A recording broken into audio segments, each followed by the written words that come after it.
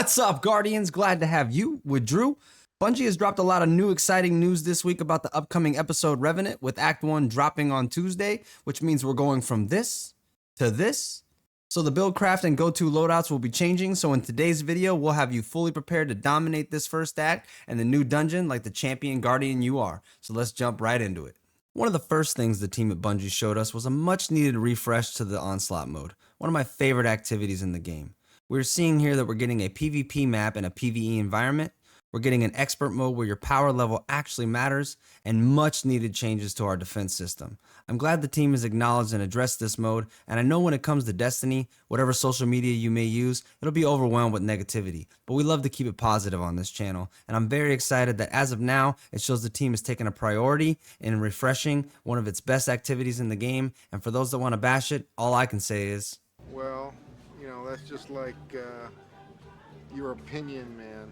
Next, the team gave us our very first look at the brand new exotic grenade launcher. It runs off stasis, so it's going to pair extremely well with the brand new artifact perks for this episode. It's running off of primary ammo, the very first since fighting Lion, and it's also going to be an excellent support weapon as it can replenish much needed ammo for the fire team. This weapon looks exciting and fun to use, and it looks like it's going to absolutely shred. Then we get a first glimpse at the brand new arc dual bursting slug shotgun.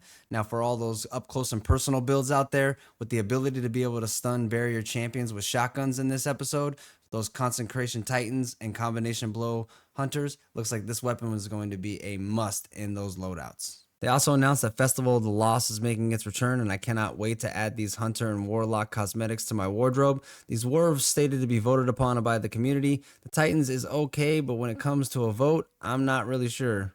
Well, I didn't vote for you. For the artifact, we're getting more stasis added to this than we've ever had. They said the main focus is going to be stasis, arc, and void. As you can see, all of our weapons for stunning champions have now changed. We have scout rifles now going to be taking care of barriers. So these are some weapons that I feel might stand out, especially with grenade launchers added to the mix. These weapons are easily attainable and also look like they could take a heavy advantage of these types of perks. For my hunters out there, I highly recommend making sure that you have at least one exotic cloak with Spirit of Renewal. This is going to be huge when it comes to the build crafting, especially can already have some builds planned in my mind that I'm going to set out for the channel. So just definitely make sure you try to get your hands on one of those. A current exotic that's getting some changes is Lucky Pants. Now I recently dropped a video on my channel on a build for Lucky Pants revolving around a stasis hand cannon. Bold endings. With all these new artifact perks this episode, this build could get even stronger. Lucky Pants is taking a little bit of a nerf from its maximum damage output. However, I feel this will become a more player-friendly type exotic with the debuff changes on Out of Luck, so we will see how this plays out throughout the season, but right now I feel this is going to be an excellent change for this exotic piece.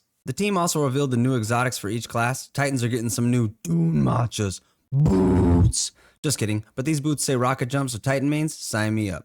Hunters are getting a new helm to make Withering Blade even more OP, and for my Warlock mains out there, yes, the best name for an exotic perk is also on here, Bleak Domain, which yes, is going to include 50 more Bleak Watchers all over the battlefield. But these things look awesome. How we obtain these exotics is still unknown. However, if past episodes continue, Raul will be a key source to unlocking these exotics. You will need to have prestiged him at least once to unlock his exotic focused decoding. I recommend saving any exotics you currently have on all characters to speed up this process. Next, I recommend using all 3 of your characters to stack up as many XP++ bounties as you can.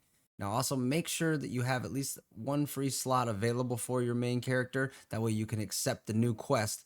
When completing these bounties before Tuesday, do not unlock them. Keep them saved. That way, as soon as Tuesday arrives, you'll be able to gain the XP from these bounties after you receive the artifact. That way, we can get the fastest XP boost as possible. You can achieve these bounties from Europa, the Dreaming City, Hearthroom in the Tower, Dares of Eternity, and the Cosmodrome.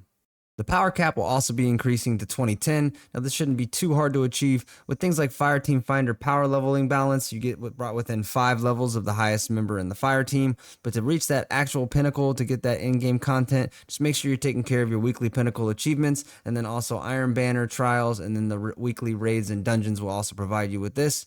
And also super excited about the Zerf board. For those that don't already have one, this is now going to be able to be purchasable through Zer for just strange coin, which basically makes this absolutely free. They said it was only going to be 97 strange coin, so this is going to be easily obtainable.